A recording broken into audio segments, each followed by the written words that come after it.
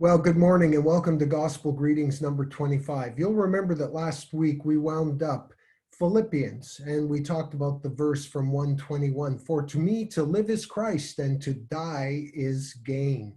And we talked about themes of joy and rejoicing throughout that letter. This week we're going to start into the Gospel of John, and man, am I excited about this. I'm so excited because John was a small business owner. He worked hard with his hands. He was the son of Zebedee, and he and his brother James were literally working on their nets when Jesus called him. He was working when Jesus called him. And so throughout this letter, you're going to see how practical it is. This is not written by a missionary or a priest or a prophet. It's written by a business guy.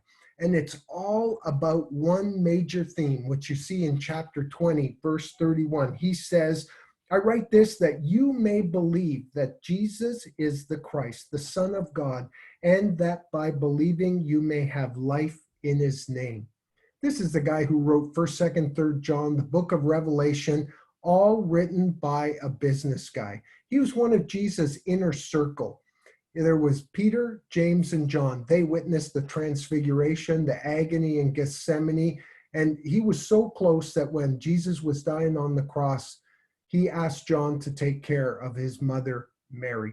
Now, John presents Christ as one, the Son of God, two, who was sent from God, three, who spoke the messages from God directly. And you'll see that throughout this letter as we go through it. Throughout this gospel, we're going to see the words believe and life come up over and over again. And then the titles Son and Son of God come up over and over again. You know, and John taught that who Jesus was and what he did were inseparable. They were tied together. Yes, he was fully the Son of God. He was also the Son of Man.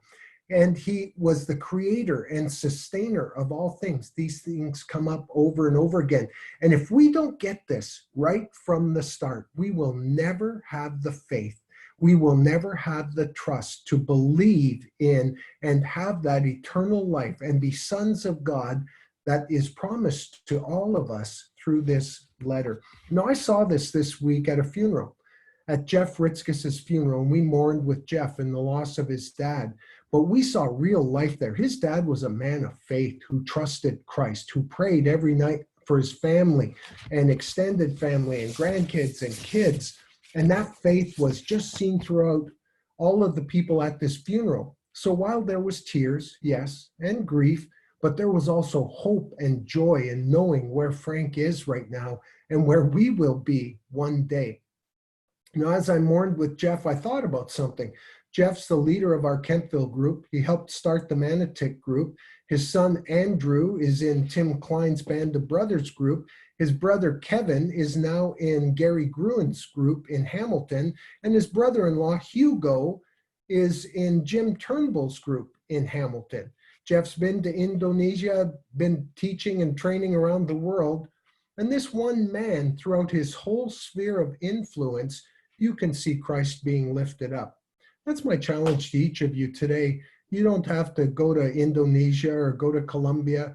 You have a sphere of influence right now where you live. And like the Apostle John, I wonder if you'll be inviting others and sharing this good news with others this week. By the way, why not share this message with the guys in your group? Have a great week.